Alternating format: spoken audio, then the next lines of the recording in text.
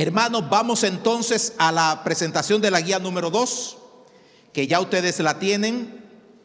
Vamos a la guía número 2, que ya ustedes la tienen en su folder.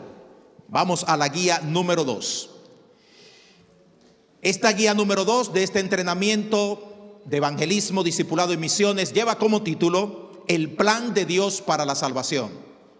Y vamos a comenzar con un texto bíblico de memoria.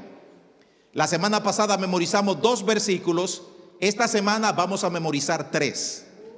Y la próxima semana vamos a memorizar 4. Y no se preocupe que le voy a dar cada vez más y más tarea de memorización de las escrituras, porque esto no importa mucho lo que usted diga, lo importante es lo que Dios dice. Cuando usted hable como evangelista, usted tiene que saber decir: la Biblia dice, Dios dice en su palabra, porque la palabra de Dios es la que tiene autoridad para convencer al mundo de pecado, de justicia y de juicio. No nuestra palabra, no nuestros testimonios, no nosotros, sino la palabra de Dios. La fe de la gente tiene que cimentarse en la palabra de Dios, en la palabra de Dios. Así que vamos con Romanos capítulo 5, verso 8, nuestro primer versículo para memorizar de esta sesión de guía número 2. Dice: pero Dios demuestra su amor para con nosotros en que, siendo aún pecadores, Cristo murió por nosotros.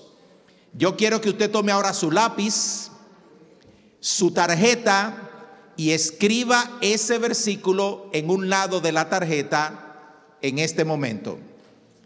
A los que no se lo saben de memoria, si ya se lo sabe de memoria, no hay ningún problema. Pero este es un ejercicio para que podamos aprender a usar las tarjetas de memorización de las escrituras. Escriba en un lado de la tarjeta lo que dice el versículo. Lo voy a ayudar. Pero Dios, esa es la Reina Valera de 2015. Esa es la Reina Valera 1960, se vale también.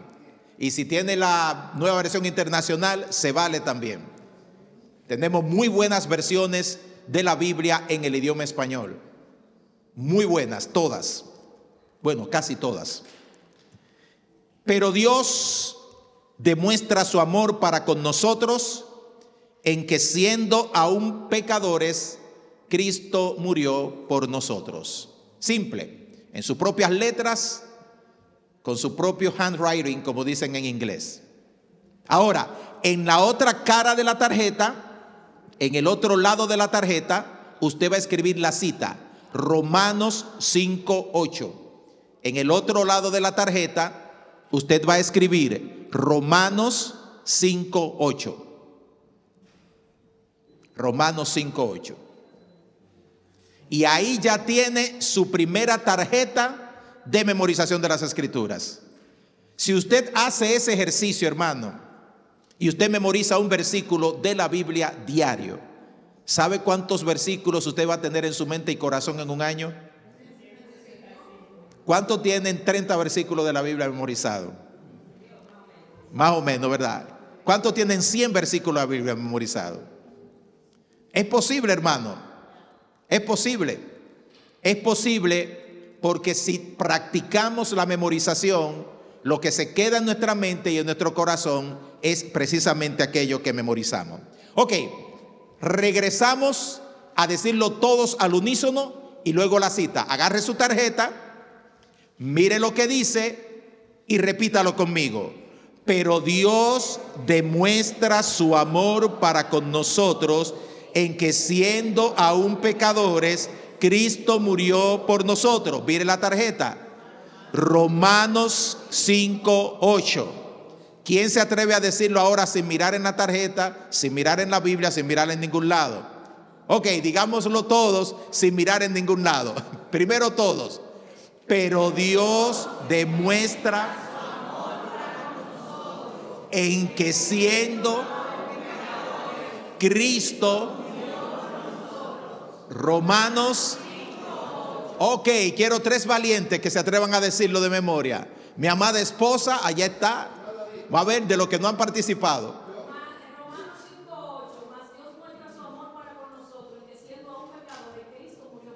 Excelente. Mi hermana Grace.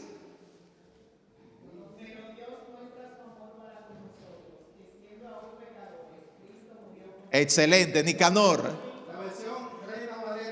Si la quiere en 1909 no hay problema, siervo. Mas Dios muestra su amor para con nosotros, en que siendo aún pecadores, Cristo murió por nosotros. Y eso está en Romanos 5:8. Excelente. Señores, miren, así se memorizan las escrituras. Así memorizamos palabra de Dios. Así que yo espero que esas tarjetas sean una herramienta disponible para usted, no solamente para este entrenamiento de evangelismo, discipulado y misiones, sino para todo lo que tenga que ver con usted recordar y estudiar las escrituras. Muy bien, pasemos al material. Lo primero que debemos saber, evangelistas, es que Dios tiene un plan para la salvación de todos los seres humanos. Ese plan de Dios para la salvación fue diseñado desde antes de la fundación del mundo. Y si usted se pregunta, bueno, pero ¿y cómo es que Dios diseñó un plan antes de la fundación del mundo para la salvación de los seres humanos, cuando Él también diseñó un plan para crear un mundo perfecto y sin pecado? Lo que pasa, mis amados hermanos, es que en la omnisciencia de Dios, en el precepto de Dios, Dios sabe todas las cosas y ya Dios se había anticipado a lo que había de suceder en el huerto del Edén. Para cuando Adán y Eva pecaron, escuche esto, hermano, para cuando Adán y Eva pecaron y fallaron, ya Dios tenía un plan para redimirlos. Dios se anticipó al pecado. Dios se anticipó al descalabro de la naturaleza y de la raza humana para proveernos vida eterna y salvación. Ahora bien, ese plan responde a una pregunta determinante, y es esta: todo ser humano necesita ser salvo. Todo ser humano necesita ser salvo. Así que tenemos que responder a 4 preguntas en torno al tema salvación. La primera: ¿cómo llegamos a esta condición de necesitar salvación? La respuesta: nuestra condición de pecadores nos causa muerte física, espiritual y eterna. Cuando Dios le dio instrucciones al hombre en el huerto del Edén, ¿qué fue lo que le dijo Dios al hombre? No comas del árbol del conocimiento, de la ciencia del bien y del mal, porque el día que comas de él, ¿qué va a pasar? Y murió el hombre cuando comió del fruto en el huerto del Edén. Algunos dicen que sí, algunos dicen que no. Físicamente dice la hermana que no, pero espiritualmente sí. Lo cual nos dice a nosotros, un momentito, la muerte no es solamente la física. La muerte no es solamente ir a la tumba y que nos entierren y que salimos de este mundo de esa manera. Entonces, el libro de Romanos capítulo 5, verso 12, nos dice de esta manera, y este es otro texto para memorizar. Si quiere lo puede escribir la cita, pero lo vamos a repetir por lo menos todos aquí ahora. Por esta razón, dice, así como el pecado entró en el mundo por medio de un solo hombre y la muerte por medio del pecado, así también la muerte pasó a todos los hombres por cuanto todos pecaron. ¿Lo puede repetir conmigo, por favor? Quiero escucharle todos al unísono. Dice, por esta razón, así como el pecado entró en el mundo por medio de un solo hombre y la muerte por medio del pecado, así también la muerte pasó a todos los hombres por cuanto todos pecaron. Romanos capítulo 5, verso 12. Ese está fuerte, hermano. Mayra, pero hay que aprendérselo, hermano, porque ahí se encuentra encapsulada la historia de la caída del ser humano. ¿Qué nos dice Dios en ese versículo? Que el pecado entró en este mundo por un hombre y por causa del pecado la muerte. En otras palabras, el hombre no es pecador porque peca. El hombre peca porque es pecador. ¿Alguien me entendió lo que dije? O se lo explico mejor. Usted no es pecador porque usted peca. Usted peca porque su naturaleza es la de un hombre pecador. Y se lo puedo explicar en palabras un poquito del campo. Queda un caballo a luz, o una yegua, ¿verdad? ¿Qué da a luz una yegua? ¿Qué da a luz una vaca? ¿Qué da a luz una gallina? ¿Qué da a luz un hombre pecador? Otro hombre pecador. Otro hombre pecador. Entonces, ¿quiere decir que los bebés, que los niños están condenados? No, porque ellos están en inocencia. Ellos están en una etapa de la vida que no les permite a ellos identificar y conocer el pecado, y por esa razón de los niños es el reino de los cielos, o de los que son como ellos. Sin embargo, cuando un niño ya adquiere conciencia, ese niño tiene que convertirse a Cristo, o ese joven tiene que convertirse a Cristo, no porque hizo tal o cuales cosas que la gente puede marcar como pecado, sino porque ya vino con una naturaleza pecaminosa. Y si regresamos al material de la semana pasada, recordamos el texto que dice: ciertamente no hay hombre justo sobre la tierra que haga el bien y nunca peque. Y lo que recuerdan un poquito de versículos de bono, como dicen por ahí. Romanos 3:23, ¿alguien lo recuerda? No, ese no, varón. Por cuanto todos pecaron y están destituidos de la gloria de Dios. Todos están destituidos de la gloria de Dios, porque todos son pecadores. Entonces, el pecado es la razón principal, la razón probablemente única por la que todos estamos perdidos, por la que todos estamos destituidos de la gloria de Dios. Porque hay un Dios santo, santo, santo, que no puede tener comunión con el pecado, que no puede tener comunión con el hombre pecador.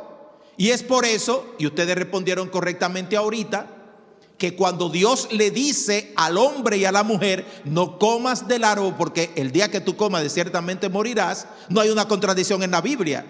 Cuando algunos les dicen: oh, pero no se murieron. Sí, se murieron, porque en el momento que pecaron se rompió su relación con Dios. Y la palabra muerte, memorice esto: muerte significa separación, pero muerte no significa dejar de existir. Atención, muerte significa separación. Muerte no significa dejar de existir. Nuestros primeros padres murieron en el momento que pecaron, porque en ese momento se rompió, se dividió, se separó Dios del hombre por causa del pecado que habían cometido, y de ahí en adelante ha sido la condición de la raza humana. Entonces, hay tres clases de muerte, y es importante, evangelistas, hermanos, que entendamos esto y lo sepamos explicar. Hay tres clases de muerte. La primera muerte es la muerte física. La muerte física es la separación de nuestra alma y nuestro espíritu de nuestro cuerpo. Pero repito, cuando usted muere, aunque muera físicamente, usted no deja de existir. Su alma, su espíritu van a uno de dos lugares: o al cielo con Dios, o al infierno y en la condenación. Usted sigue todavía existiendo en una nueva dimensión que no es de esta tierra. Por eso dice Hebreos 9:27: y de la manera que está establecido para los hombres, que mueran una sola vez y después el juicio. Está establecido a los hombres que mueran una sola vez, pero no se van a dormir, como dicen algunas religiones, y se quedan ahí en un limbo, en una especie de stand-by, en una especie de sueño letal.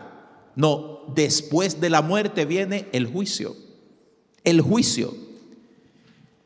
La segunda muerte es la muerte espiritual. Estamos muertos por causa del pecado, porque el pecado nos separa de Dios. Y es por eso que textos como Colosenses 2:13, mire lo que dice. Colosenses 2:13 dice: mientras ustedes estaban muertos en los delitos y en la incircuncisión de su carne, Dios les dio vida juntamente con Él, perdonándoles todos los delitos. Pablo le está diciendo a los colosenses: ustedes estaban muertos. Entonces, ¿cómo se explica eso? ¿En qué estaban muertos? En delitos y pecados. En otras palabras, vivimos en un mundo lleno de gente muerta. Caminan, comen, beben, fiestean, trabajan, hacen todas las cosas que nosotros entendemos un ser vivo tiene que tener o que hacer, pero en el fondo esa persona no tiene vida, porque la vida solamente la da Dios. Entonces por eso Pablo le dice, ustedes estaban muertos, pero Dios les dio vida. Entonces yo le puedo decir a una persona no cristiana, tú existes, pero no tienes vida. La vida solamente te la puede dar Dios. La vida es Jesús. Una vez que venimos a Cristo, entonces sí tenemos vida. Pero antes y fuera de Cristo, dice la palabra de Dios, estamos muertos en nuestros delitos y pecados. Tercero, hermano, es la muerte eterna. Entonces, ¿cuál es la primera? ¿Cuál es la segunda? Y la tercera, muerte eterna. La muerte eterna es la que experimentan todas aquellas personas que mueren sin Jesucristo y son eternamente condenados y separados de Dios. Muy importante que entendamos esta realidad. ¿Por qué? Porque una vez que una persona muere, queda sellado definitivamente y para toda la eternidad el destino de su alma. Una vez que una persona muere, no hay reponcio, no hay 9 noches, no hay misa, no hay rezo, no hay nadie que pueda hacer en su muerte lo que esa persona no hizo en su vida. Por eso la urgencia de la predicación de este mensaje. No hay purgatorio, no hay segunda oportunidad, el chance es ahora. Y como la muerte no sabemos cuándo le va a sobrevenir a nadie, tenemos que predicar este mensaje con pasión y casi con desesperación. Una de las cosas que a mí me llevó, hermanos, a predicarle a mi familia de Cristo, y muchos de ustedes saben mi testimonio, fue el hecho de yo pensar que en cualquier momento mis hermanos o mis padres iban a aparecer muertos e iban a ir eternamente al infierno. Cuando yo escuché esta verdad de las Escrituras, yo no pude tener paz en mi corazón con mi familia. Y yo tenía 14, 15 años en ese tiempo. Yo era un nuevo creyente, yo no entendía mucha Biblia, pero yo sí entendía claramente que si mi mamá moría y mi papá moría, se acababa la oportunidad. Y a veces yo me levantaba en la madrugada, hermano, un muchachito de 15 años, y me arrodillaba enfrente de la puerta de donde ellos dormían, diciéndole: Señor, no permita que se mueran mañana. Padre, no lo permitas. No lo permitas. Y eso me llevó a predicarle de Cristo a mi familia, a mis padres, a mis hermanos, porque yo no quería que fueran a la condenación. No hay oportunidad fuera de ahí. Y por la gloria de Dios, mi mamá vino a Cristo, mi papá vino a Cristo, mi hermano vino a Cristo, después mi hermana vino a Cristo, mi otro hermano vino a Cristo. Y todos en mi familia, excepto mi hermana mayor, vinieron a la fe del Evangelio de Cristo Jesús. Mire lo que dice Apocalipsis capítulo 21, verso 8. ¿Qué dice? Pero los cobardes, o para los cobardes, Nicanor, la versión 1960, dice: pero los cobardes e incrédulos, los abominables y homicidas, los fornicarios y hechiceros, para los idólatras y todos los mentirosos, su herencia será el lago que arde con fuego y azufre. Esta es la muerte segunda. ¿Por qué se llama la muerte segunda? ¿Por qué?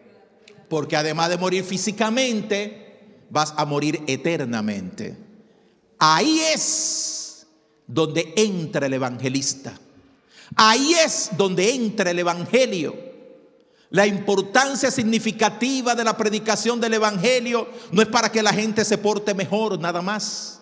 La importancia significativa de la predicación del evangelio no es para que la gente resuelva sus problemas o para que sea ministrada, nada más.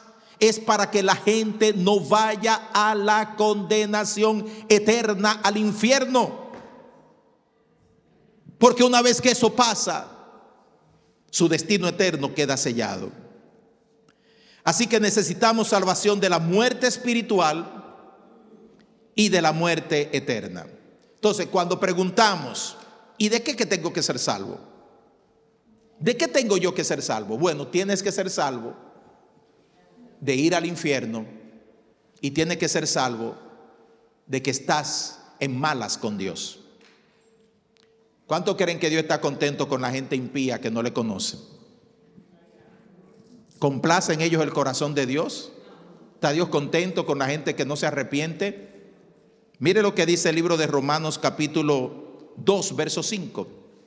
Pero por tu dureza y por tu corazón no arrepentido, acumula sobre ti mismo ira para el día de la ira y de la revelación del justo juicio de Dios. Si ese versículo es cierto, hay muchos púlpitos que están predicando la cosa al revés, que te espera un bulto de bendición y una funda de cuarto que te va a caer desde que tú salgas de tu iglesia, y que Dios está detrás de ti porque quiere bendecirte. Hermano, pero por tu dureza y por tu corazón no arrepentido, acumula sobre ti mismo ira para el día de la ira y de la revelación del justo juicio de Dios. Entonces, Dios no está contento con la gente que no le conoce, que le rechaza y que se aparta de Él. Uno podría decir que si lleva este mensaje, la gente se va a ofender. Usted sabe, porque la gente va a pensar como que uno es mejor que ellos, o que uno está tratando de ponerlo a ellos en malas. Pero este es el mensaje. Ahora, con sabiduría, debemos decir también que la gracia común de Dios permite que cosas buenas le pasen a la gente mala. Me explico. Dios hace que su sol salga ¿sobre quién, hermano? Sobre justos e injustos. Dios permite que cosas que son necesarias para el convivir y la vida general aquí en la tierra le pasen tanto a los cristianos como a los no cristianos. Pero eso significa que Dios está contento con la gente que le rechaza y que se aparta de Él. No. Eso lo que demuestra y revela es un Dios que tiene tanto amor, tanta misericordia, que a pesar de las personas estar apartadas y lejos de Él, Dios de todas maneras le extiende su gracia, su favor, para que por lo menos tengan oportunidad un día de arrepentirse, convertirse y volverse a Él. Pedro, La Biblia dice que Dios está airado con el... espera un momentito, Pedro, para que me lo digas por el micrófono y así todos te puedan escuchar.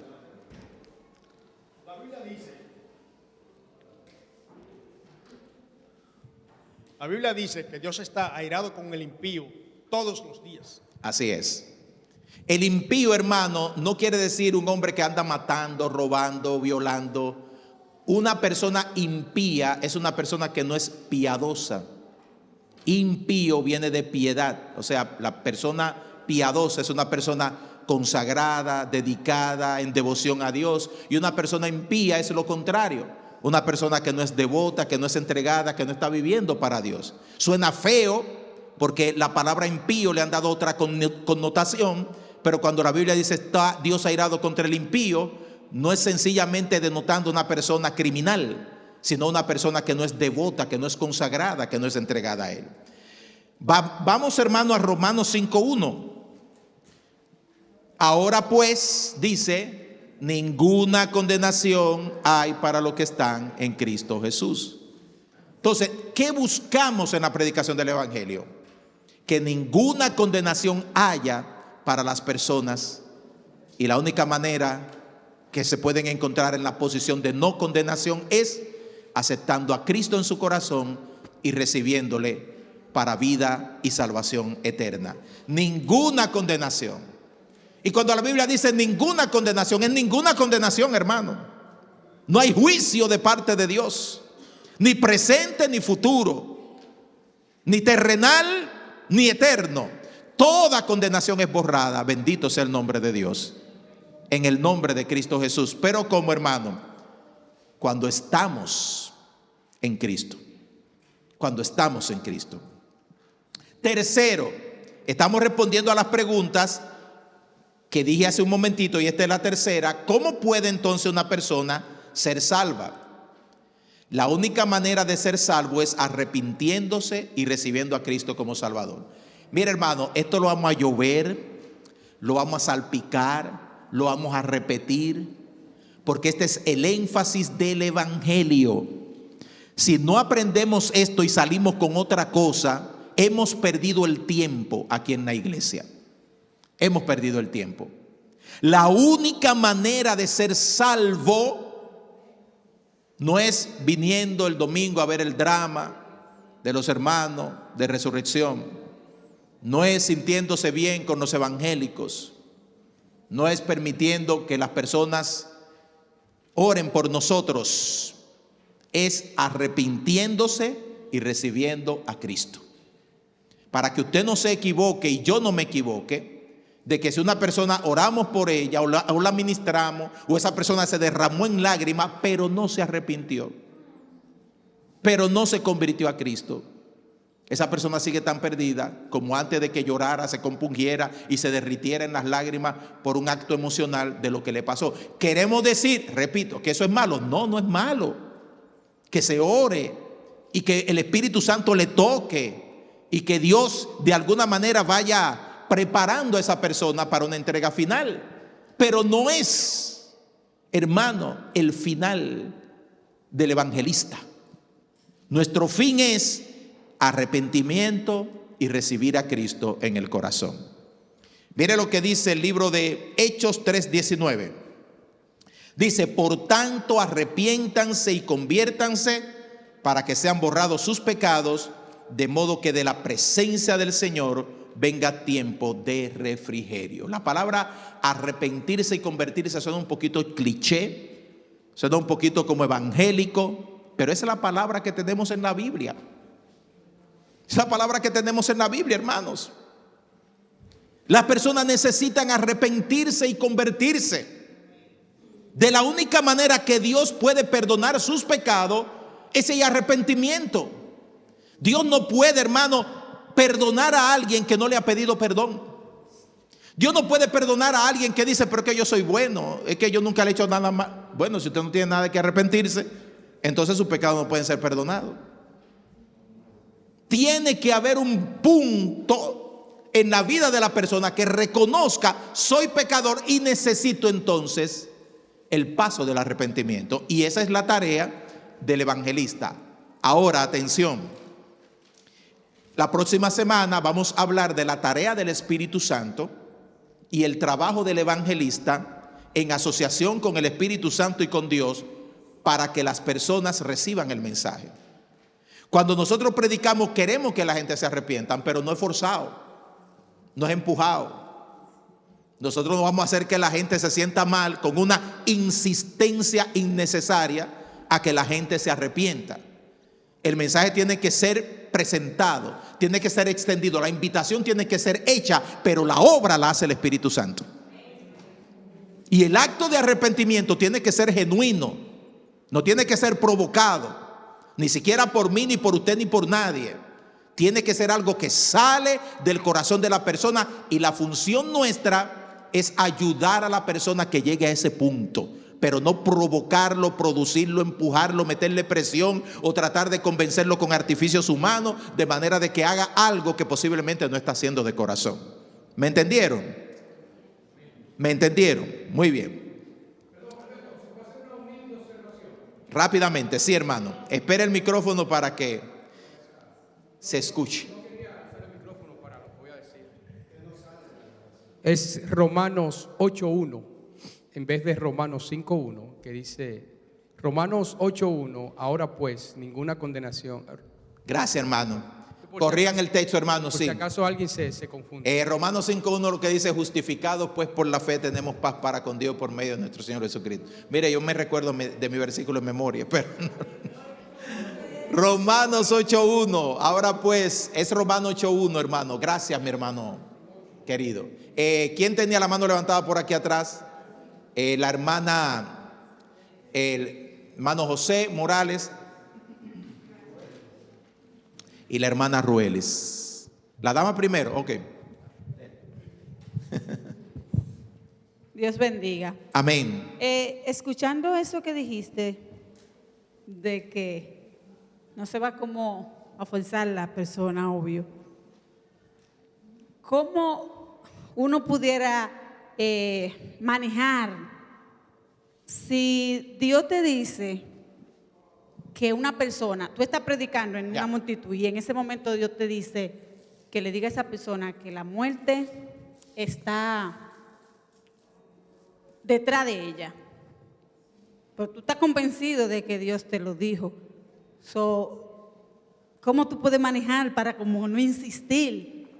Porque hace un par de semanas se hizo una campaña en La Romana y el predicador le dijo a una joven: la muerte está detrás de ti. El Señor dice que la muerte está detrás de ti. Y ella no hizo caso. Entonces, el viernes antes de la semana de Semana Santa, ella estaba bebiendo, se puso mala, la iban a llevar al médico, tuvieron un accidente, se mataron 2 y hay uno que no se sabe todavía. Entonces yo me pongo en la posición de ese predicador, Dios se lo estaba diciendo. Entonces, ¿cómo uno domina eso para uno no insistir tanto a esa gente? Bueno, esa es una interesante pregunta. Lo que tú dices muestra, y lo creemos así, que Dios habla. Dios nos da mensajes. Hay que tener mucho cuidado para uno diferenciar. Hay que tener mucho espíritu de discernimiento y meterse mucho en oración para uno saber cuándo Dios te está hablando y no es una ocurrencia tuya, una motivación que viene de ti. Pero claramente es un mensaje de Dios decirle a una persona: la muerte anda detrás de ti. Y si la evidencia fue que esa persona murió, todavía se confirma que el mensaje venía de parte de Dios. Lamentablemente, hermanos, mire, si Dios quisiera, Él forzara a todo el mundo a que fuera salvo.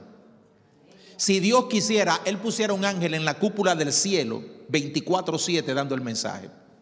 Pero la manera en que Dios ha decidido que las personas sean salvas es utilizando su libre albedrío y su voluntad para decidir si lo quieren o no lo quieren, si quieren ser salvos o quieren quedarse perdidos.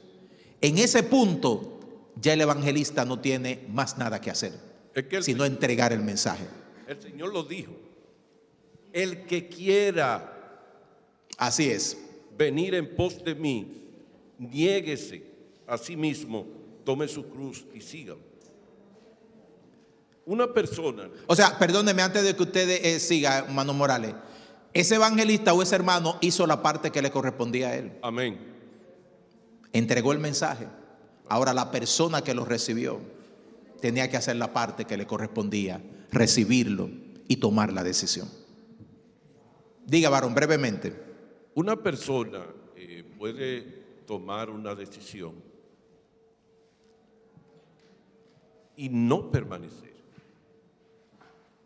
Por eso el apóstol Pablo hace tanto hincapié en las Sagradas Escrituras de estar firme, firme. Siempre usted va a escuchar al apóstol Pablo dice de estar firme. Una persona puede venir a los pies del Señor y estar un tiempo caminando en los caminos del Señor, pero puede ser que no permanezca. Así es, eso es así. ¿Por qué? Porque el Señor dice que el que pone las manos al arado y mira hacia atrás, ¿qué dice? No es digno de mí. No es digno de él. Muy bien. Versículo para memorizar, y este es el tercero de la noche. Qué bendición, hermano. Tres textos para memorizar. Este es fácil también. Este es fácil. Juan capítulo 1, verso 12. Pero a todos los que le recibieron, a los que creen en su nombre, les dio el derecho de ser hechos hijos de Dios. O les dio la potestad, dice el libro de derecho y potestad es la misma palabra. Por eso le digo, pueden hacer su memorización en cualquier traducción. Le dio el derecho, le dio potestad, eso es lo mismo. Diferentes palabras, pero el mismo significado. Entonces, lo repetimos todos, por favor. Todos. Juan 1:12. Pero a todos los que le recibieron, a los que creen en su nombre, les dio derecho de ser hechos hijos de Dios. ¿Qué significa ese texto, hermano? Que solamente recibiendo a Cristo, que es igual y sinónimo de creer, se puede llegar a ser hijo de Dios. No hay otra manera. Recibir a Cristo. Recibir a Cristo. Y la palabra recibir significa sencillamente aceptar, conceder, rendir, que todo lo que es nuestro sistema de mentalidad en cuanto a nuestra vida humana y cómo vivirla se quede a un lado y le decimos a Jesús: yo recibo todo lo que tú dices, todo lo que tú representas, y sencillamente te recibo en mi corazón como Salvador. Hermano Rodney. Sí, quisiera volver un segundo atrás para darle un versículo a Ruelis, que tal vez Ruelis pueda anotar. Primera de Corintios 1:21. En este tiempo que nosotros estamos viviendo, ustedes y yo, la forma en que la gente va a conocer a Cristo es a través de la predicación de la palabra de Dios. Por eso el énfasis de Alberto en que memoricemos, y no de él, sino del Espíritu Santo, memorizar la Biblia. No hay otra manera que la gente sea salva.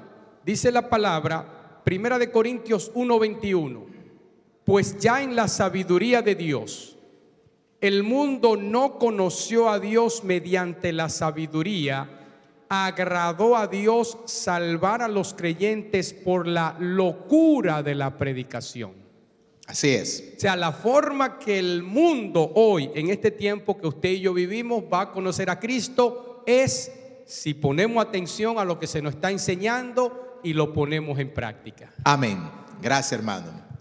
Última respuesta a las preguntas que tenemos. ¿Cómo guiamos a las personas a la salvación? La manera que Dios nos dio fue la predicación del Evangelio. Dar a conocer el plan que Dios tiene para la salvación de cada ser humano. Esto por medio de la iglesia lo hacemos. Yo lo simplifiqué en 3 formas. Podrían haber más, pero podrían ser 3. La primera, predicando a las multitudes. En el libro de los Hechos fue donde se inició esa idea de ir a multitudes y predicar el Evangelio a grandes masas. Y mucha gente venía a los pies de Cristo. Eso no ha cambiado el día de hoy. En segundo lugar, hablando de uno a uno, que es la tarea en la cual estamos siendo entrenados aquí. Lo de predicar a las multitudes es la tarea de aquellos, como el pastor enseñaba en los dones espirituales, que tienen el don de evangelista. Algunos hermanos, por la gracia del Señor, entendemos que tenemos ese don. Este servidor, el hermano Rodney, otros hermanos tienen la capacidad de predicar a multitudes el evangelio, como lo hacía Pedro, como lo hizo Pablo, como lo hicieron otros.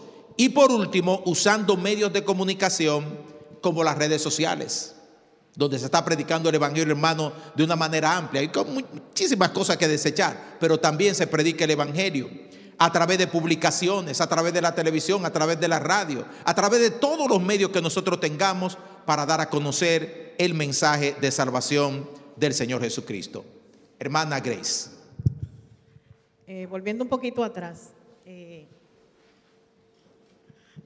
cuando hay una escritura que dice que el Señor preparó una cena, algo evangelístico, y los invitados no llegaron. Y dice que Él mandó a los esclavos, al esclavo, y le dijo: ve por los caminos y trae a todos los que encuentre. Y dice, todos los que quieran venir. Presta la palabra, Él dice: fuérzalos a entrar hasta que se llene mi casa. Así es, así es. Porque, por ejemplo, a mi familia yo no le puedo predicar una sola vez y ya cumplí. Hay que insistir.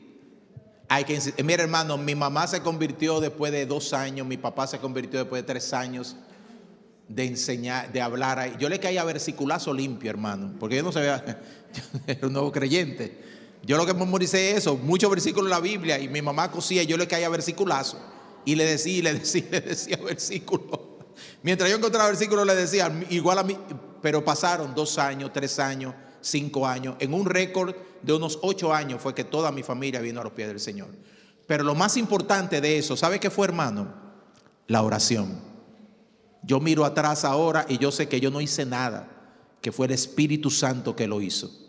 Y que la oración es la clave para que esa palabra que nosotros sembramos sea regada, germine y entonces dé fruto. De eso vamos a hablar, Dios mediante, la próxima semana. Tengo a la hermana Claide aquí.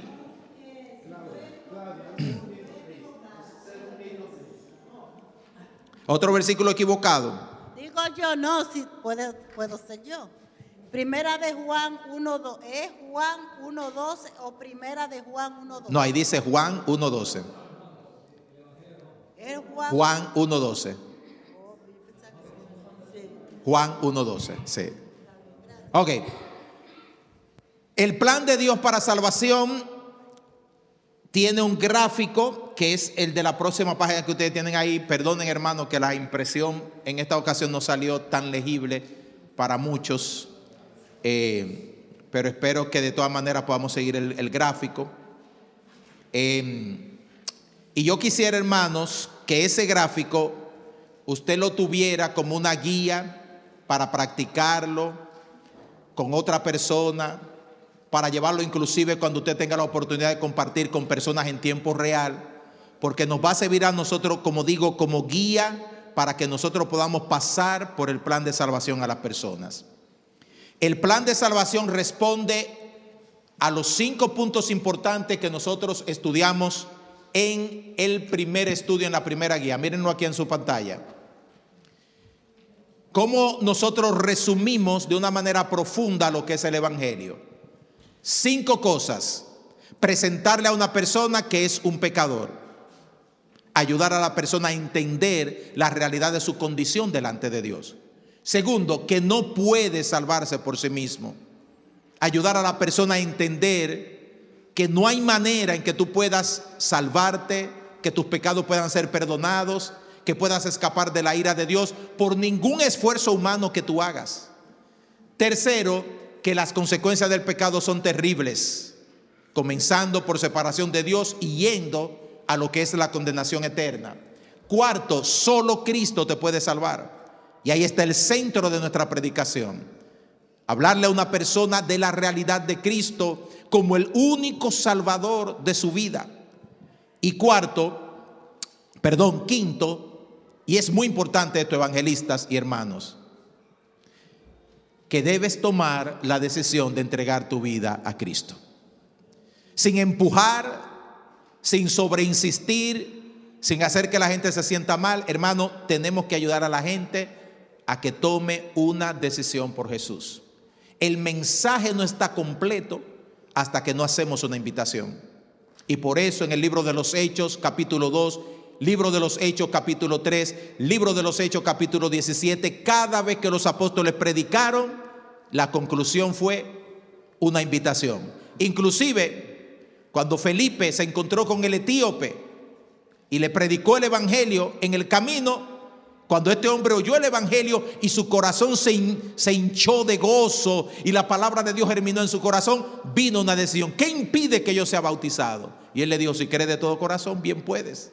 Y ahí le bautizó en el camino, porque la predicación del evangelio y la presentación del plan de salvación tiene que concluir con una invitación a recibir a Jesús, a aceptar a Jesús. Entonces, en la parte de atrás, usted puede ver que hay 5 aspectos que nosotros vamos a cubrir. Yo no quiero proponer que esto va a ser como algo, usted sabe, ABCD, este versículo después del otro. Yo quiero sugerir que usted puede llenar en los espacios que corresponden los versículos que usted entiendan le pueden ayudar a llevar a la gente a entender lo que es el plan de Dios para la salvación. Y esto lo hacemos de una manera conversacional, de una manera simple y de una manera que la persona entienda. Yo quiero hacer en esta ocasión una especie de mini teatro para que podamos entender eso. Voy a pedir a mi querida esposa que ella pase por aquí. Ella va a ser mi pecadora, mi pecadora no, la persona a la cual yo le voy a presentar el mensaje. Y lo que queremos hacer es sencillamente modelar lo que sería, digamos, que estamos en el parque de la Common. Y las personas están merodeando, dando la vuelta por aquí, esperando a que el servicio comience, el tiempo de la predicación, o ya se ha terminado el tiempo de la predicación y hay una persona aquí. Y yo estoy observando a la hermana o a la persona. Échate un poquito para acá, mi amor. No, todavía no a la hermana, no a la señora, a la señorita, a la joven. La estoy observando Y esta es la manera en que yo me voy a acercar a presentarle a ella el plan de salvación. Observe cómo yo voy a cubrir esos 5 puntos que están ahí en una conversación utilizando versículos de la Biblia. Hola, joven, ¿cómo está? Bien, ¿y usted? Muy bien, gracias. Bienvenida a nuestro tiempo de campaña. ¿Le ha gustado lo que ha visto? ¿Sí? Qué bueno. Usted tiene 5 minutos que me permita hablarle un poquito acerca de la palabra del Señor. Sí. No le voy a tomar mucho tiempo, pero quizá usted ha escuchado la predicación que hay ahí, que se ha presentado. En primer lugar, joven, yo quiero decirle lo mucho que Dios le ama.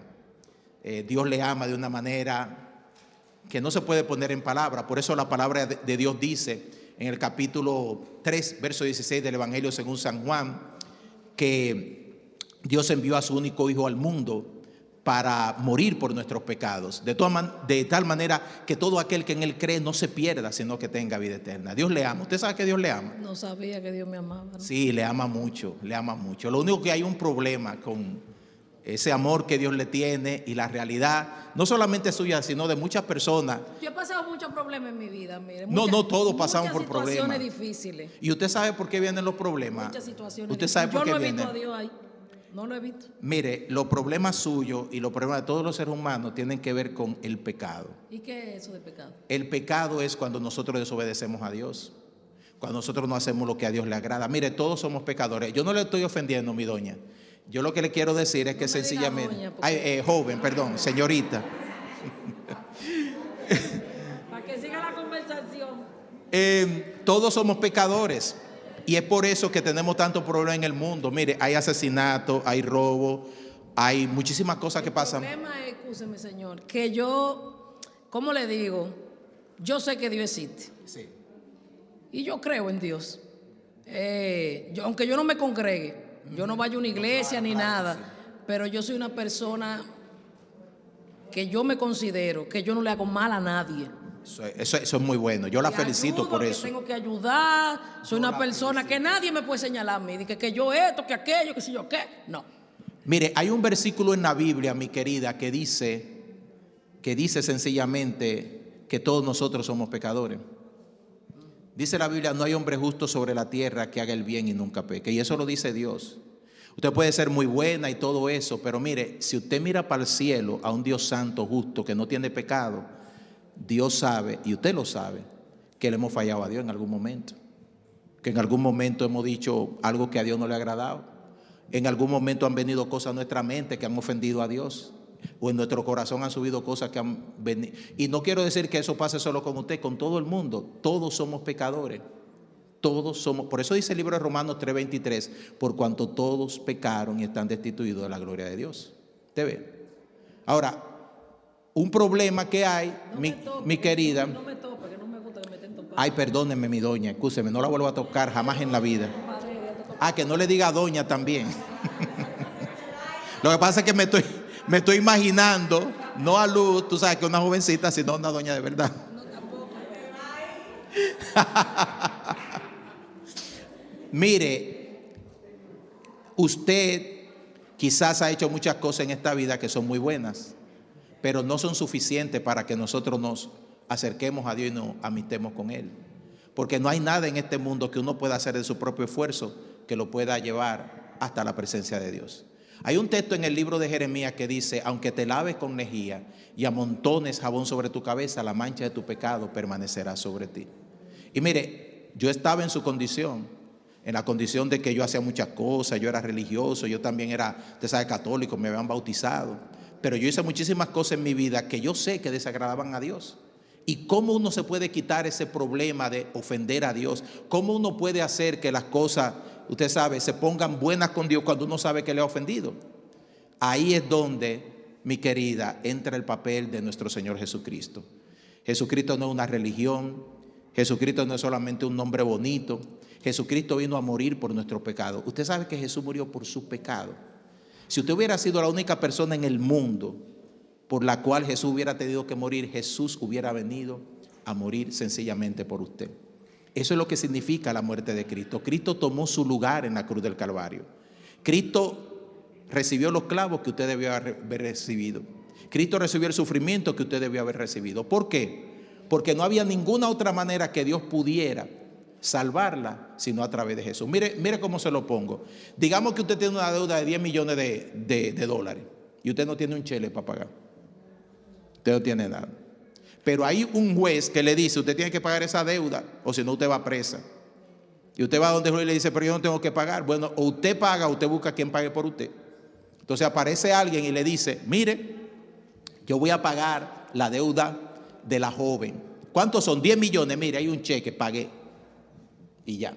¿Qué usted tiene que hacer si alguien paga su deuda? ¿Cómo es que tengo que hacer? Sí. Nada. ¿Ya la pagaron? Y si usted dice, no, yo no quiero eso. La gran ingrata sería. Bueno, entonces la deuda vuelve para atrás. Porque usted le dice al juez, no, yo no acepto que él pagó mi deuda. Ah, pues cancelada, págale usted. Entonces, Cristo pagó su deuda en la cruz del Calvario.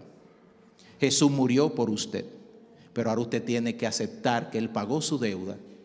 Y esa deuda entonces se la acrediten como paga porque Jesús ya la pagó. Es como que me están convenciendo. Deme la dirección de la iglesia que me persuade. Pero espérese que falta una cosa más, mi doña. No, mi querida, perdón, excuse que le dije doña otra vez. Dígame. La última cosa que le tengo que decir es que aunque Jesús murió, si usted no toma la decisión, Jesús no puede hacer nada por usted. La palabra de Dios dice, si confesamos nuestros pecados, Él es fiel y justo para perdonar nuestros pecados. Pero si no vamos a Dios y le decimos, Señor, perdóname, Dios no nos puede perdonar porque no le hemos confesado nuestros pecados. Entonces hay una parte que le corresponde a Dios, ya Él la hizo. Ahora hay una parte que le corresponde a usted.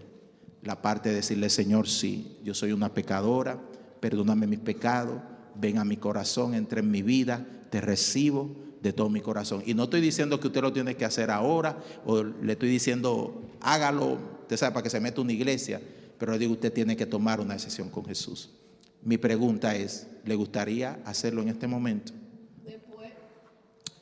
No hay problema. Pero recuerde que esta palabra que le he dicho, 42 de la Park Street, ahí el pastor Willy Santo y la iglesia cristiana metodista, está invitada. Pero más importante que ir a la iglesia es que usted tome la decisión de recibir a Cristo en su vida y en su corazón. Porque si no lo hace, la deuda que usted tiene con Dios de pecado la va a pagar en la condenación eterna. Porque la palabra del Señor así lo dice, que si nos perdemos y morimos sin Cristo, nuestro destino eterno queda sellado. Que Dios le bendiga y muchas gracias. Gracias por su tiempo. Casi me persuade a ser cristiano. Ya yo casi iba a orar por ella, pero...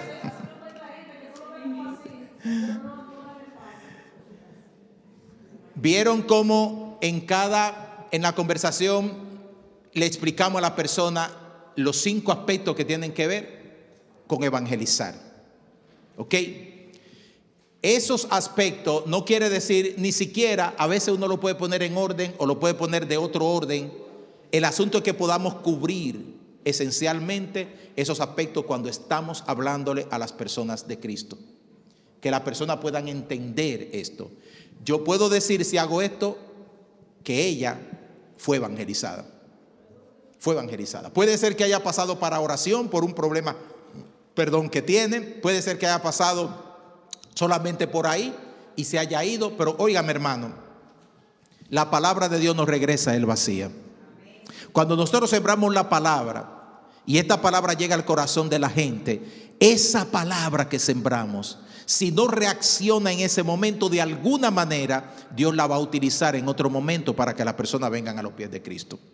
Yo puedo decir como evangelista que he sido y he visto, hermano, venir a los pies de Cristo casi 2,000 personas, diría yo, en el tiempo que hemos estado haciendo ministerio, que nadie ha venido a Cristo de la primera vez que oye el evangelio. Cuando la gente viene a Cristo y se rinden, es porque detrás de esa decisión ha habido una mamá, un tío, un amigo, un vecino, 20,000 mensajes de la radio, 20,000 invitaciones, 150,000 cosas, y ya hay una gotita que rebosa la copa y es la palabra del predicador. Pero esa copa que está llena ha estado llena de muchísimas palabras que ha estado produciéndose en muchísimos otros escenarios. Ahora, si esa palabra no está ahí, en el momento que el Espíritu Santo quiere tocar a esa persona, lamentablemente no se produce entonces el fruto. Entonces, por eso tenemos que predicar, aunque las personas no se conviertan en el momento, aunque las personas no reciban a Cristo en el momento, tenemos que seguir dando el mensaje de la palabra de Dios. ¿Se entendió? Ok, muy bien. La próxima semana vamos a practicar esto con algunos de ustedes. Así que prepárense, porque es muy posible que nos dividamos en parejas y tengamos la oportunidad de presentar el plan de salvación. Esa guía que tiene ahí, practíquela con su esposa, evangelice a su esposo, evangelice a su esposa y trate de elaborar alrededor de versículos de la Biblia que les sean familiares, conocidos, cada uno de los aspectos que tienen que ver con presentar el plan de salvación. Y la próxima semana, por lo menos 4 parejas, quizás algo así, nos van a presentar o nos van a ayudar a entender mejor cómo hacer el plan de salvación de una manera práctica. Ahora vamos a hacer el cuestionario que está en el final de su página, y una vez que lo haga, me lo entrega. Y si hay algunos aquí que no estuvieron el miércoles pasado, pueden tomar la oportunidad para llenar la guía. Mi hermana Violeta aquí, esa es de la guía primera.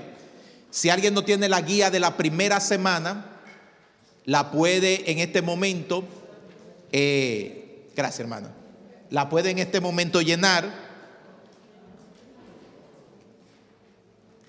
y pasármela cuando la complete.